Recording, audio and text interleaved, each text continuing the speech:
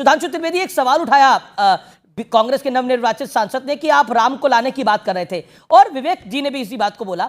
मैंने सपा के भी कुछ नेताओं को इस बयान को देते हुए सुना, अयोध्या हार गई भारतीय जनता पार्टी, इसके मायने क्या है? और मैंने दूसरी तरफ आपके नेताओं को और कुछ साधु संतों को यह कहते हुए सुना कि अयोध्या की जनता ने 550 साल बाद जो राम मंदिर बना उसकी भी मर्यादा नहीं रखी। ये साधु संत कह रहे हैं। देखिए, अयोध्या हारना निश्चित रूप से भावनात्मक दृष्टि से बहुत चुभने वाला है, और इसके बहुत सारे टेक अवे हैं।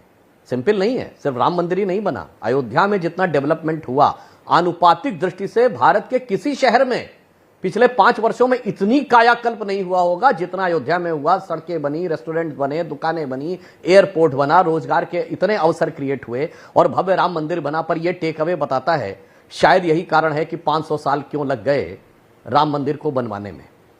शायद यही भी एक कारण है कि दुनिया में आप कोई ऐसा उदाहरण नहीं देखेंगे कि मक्का में कोई ऐसी पार्टी चुनाव जीत सके जो इस्लाम धर्म की आलोचना करे, और वेटिकन में कोई ऐसी पार्टी चुनाव जीत सके जो क्रिश्चियनिटी की आलोचना करे, और उसके बाद हंसते हुए, अट्टहास करते हुए, मजाक और व्यंग करते हुए आकर कहे। ये बहुत सारे टेक अवे हैं, ये बहुत सारी बातें सीखने वाली हैं। ओके, सुनील यादव, सारी बातें सोचने पे बात। सुनील यादव, अरे जी, एक सेकंड विवेक जी, सुनील यादव जी। अमीश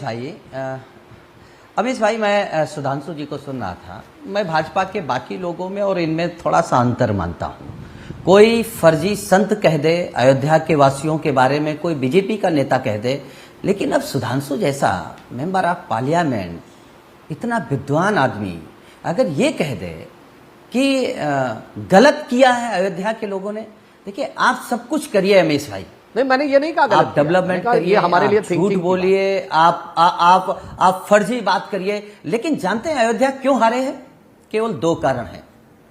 आप भगवान राम से बड़े हो गए। नमस्कार, मैं नीलम सिंह, हमारे यूट्यूब मंच में आपका स्वागत है। एक तस्वीर आई कि मोदी जी लंबे चौड़े और छोटे कद के राम को उंगली पकड़ करके अयोध्या ला रहे हैं। क्या किसी राम भक्त को समझ में नहीं आती?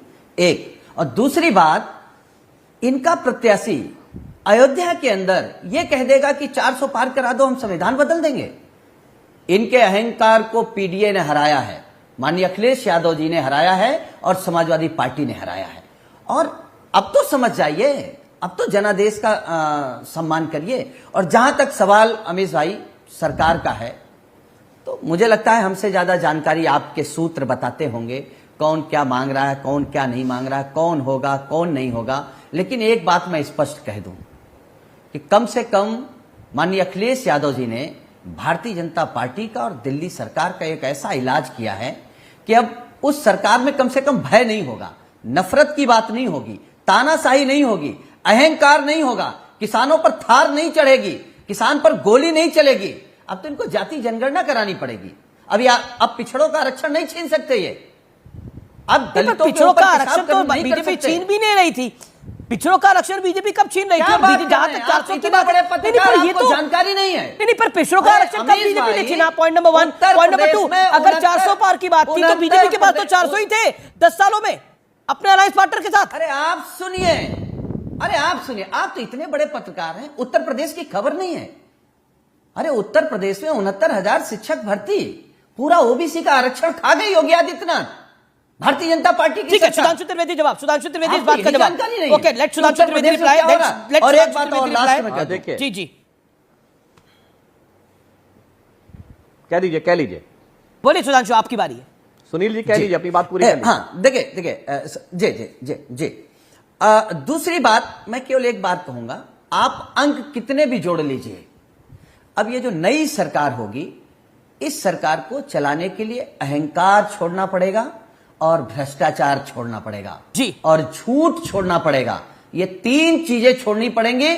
और मुझे जो जानकारी है वो यही जानकारी है कि बीजेपी और आरएसएस मोदी जी को प्रधानमंत्री नहीं चाहते। ओके, सुधांशु त्रिवेदी, मतलब बीजेपी और आरएसएस की जानकारी सपा के हेडक्वार्टर में पहले पहुंच रही है। सुधांशु त्रिवेदी देखिए, अभी थोड़ी देर पहले विवेक जी भी अब बहुत जानकारी बता रहे थे कि उनके पास पुष्ट सूत्र है। अब सुनील जी बता रहे हैं कि उनके पास बड़ी जानकारियां हैं। मगर मैं एक बात कहना चाहता हूं, देखिए, चुनाव समाप्त हो गए। अब जो अभी सुनील जी ने कहा, तो कम से कम जैसे बिहार में जातिगत सर्वे हुआ और राहुल गांधी जी ने एलानिया बोला, देखो भैया मैंने कह दिया था कि जातिगत जनगणना तो बिहार में करानी पड़ेगी, उन्होंने सर्वे नहीं जनगणना बोला था, खैर वो अलग बात है। तो जरा तेजस्वी जी से कहलवा दीजिए कि उन्होंने राहुल गांधी के कहने पे किया था कि उन्होंने खुद किया था नीतीश कुमार जी के कहने पे। नंबर 2, कर्नाटक में तो जातिगत सर्वे हुआ पड़ा है, जारी करिए ना, अब तो चुनाव खत्म हो गए। हिमाचल में करवाइए ना, पंजाब में करवाइए, बताइए तेलंगाना में करवाइए। बड़ी गजब की बात है, अगर सर्वे बिहार में हो सकता तो बाकी राज्यों में क्यों नहीं हो सकता। दूसरी बात, आपने कहा था खटाखट पैसा आएगा, तो अब तो चुनाव खत्म हो गया, जहां राज्य सरकारें हैं वहां तो खटाखट दिलवाइए ना 8,000 रुपए। सरकार सिर्फ केंद्र की नहीं राज्य की भी होती ना। अब तो जो कहा था, जी जवाब ले लेते हैं, सुनील यादव से जवाब लेते हैं। लखनऊ, एक मिनट पूरी बात कर लो। लखनऊ का ये दृश्य आया कि वो कुछ महिलाएं पहुंच गई कांग्रेस हेडक्वार्टर। देखिए वो बिचारी लग रहा था जैसे अशिक्षित महिला, उन्हें यही नहीं पता था कि सरकार आ चुकी है कांग्रेस। ये कुछ वैसा हुआ धोखेधड़ी, जैसे पॉन्जी स्कीम वाले करते ना कि एक फॉर्म भरवा दिया, फला तारीख के बाद आना, मेरा ये काम कर दो और तुम्हें मिल जाएगा।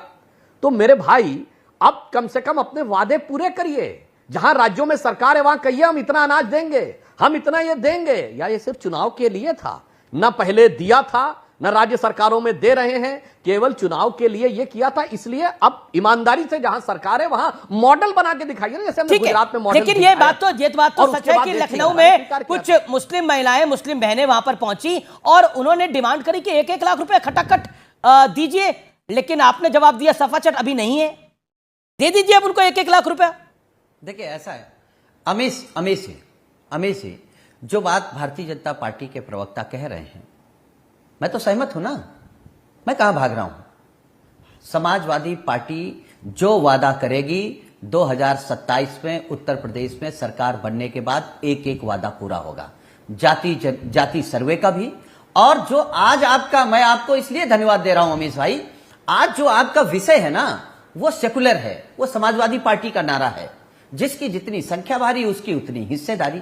आप अच्छा, मतलब नाम भी सेकुलर होते हैं कि क्या जाति जनगणना, मतलब नाम भी कार्यक्रमों के सेकुलर होते हैं, ये जानकारी आज मुझे प्राप्त हुई। वो हमारा अभी तक पॉलिटिकल पार्टियां सेकुलर नॉन सेकुलर थी, व्यक्ति सेकुलर नॉन सेकुलर था, लेकिन अब नाम भी सेकुलर होते हैं। स्वस्थ रहने के लिए इस्तेमाल करें अयोध्या धाम का श्री राम नाम स्पेशल निरोगी चूर्ण और बुकनू।